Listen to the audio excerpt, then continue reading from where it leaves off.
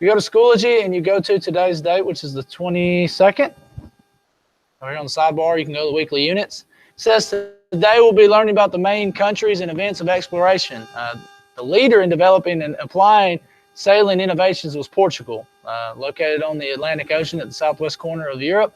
Portugal was the first country to establish trading outposts on the west coast of Africa. Eventually, Portuguese explorers pushed all the way into the Indian Ocean.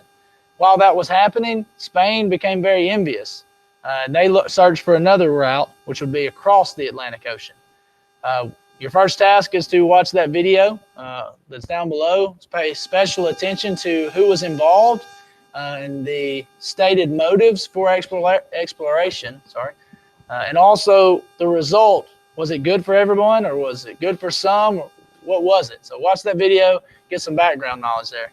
Your second task is to complete the They Started It packet. In this packet, you'll be further analyzing the events of the age of exploration with a partner. You can work with any person in the 9th grade. Do not care who you work with, because it's all digital. You can work with anybody. They don't have to be in your class. They don't have to be in Group A or Group B. Doesn't matter. So you can work with any person in the 9th grade. Don't work with a 10th grader or a senior. One, they don't remember any of this stuff, so that wouldn't help you.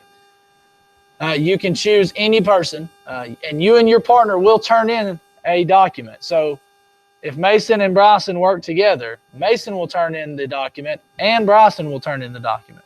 It will be the same document, and we'll talk about sharing in just a minute, but you will turn in the same thing.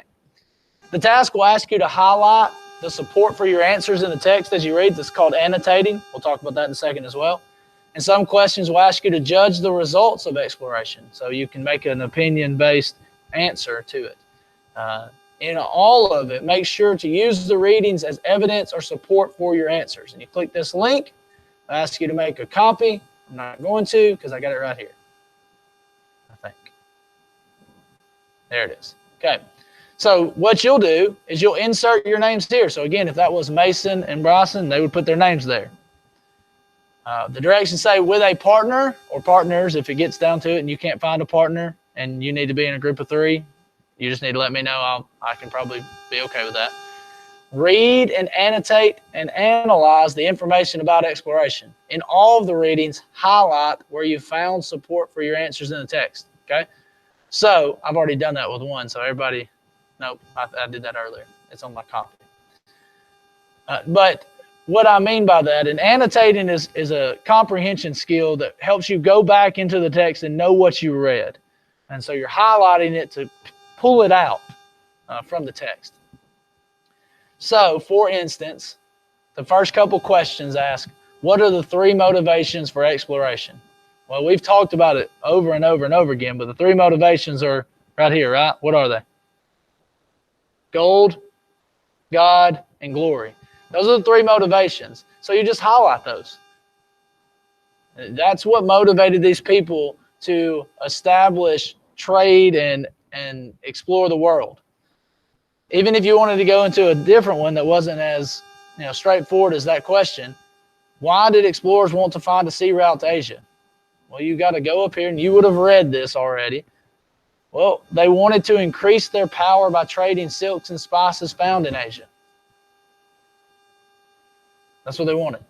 So they needed to find a route. So here it is. So I highlighted that. I would also put it in my answer. I can't just, that's the support for my answer. Why? They wanted to trade with these nations to increase their power. There's my support. So you do that for each question. Okay? Any confusion there? No? Okay. The table's straightforward. Use the chart to list 3 Portuguese explorers. Nothing crazy there. This one's opinion-based out of 3 major Portuguese explorers. So Mason may think it was Vasco da Gama. Bryson may think it was Bartholomew Diaz. It doesn't matter who. Y'all have to make a decision and pick one together, okay? Unless you want to argue the points and put both, then you could. You keep reading, you keep reading, you keep reading, you keep reading. Then you get to this one. And this is one that I thought might also cause some confusion. These critical thinking questions ask you to make a claim and then provide evidence. As a historian, as a person that's writing, you can't just write reports anymore. Like a report about an issue is not what we want anymore. We don't want to just report on it. We want to make arguments.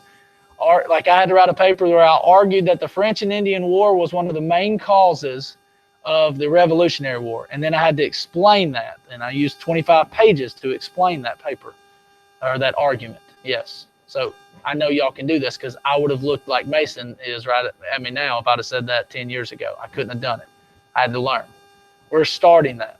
So what our argument point is whatever the question is. The question asks, do you think these voyages were successful despite their outcomes? You're going to read about different outcomes. Some of them successful, some of them not. Some of them may be successful based on other ideas. But your claim is they were successful, or yes, they were successful, or no, they were not successful. Your evidence is supporting details from the text.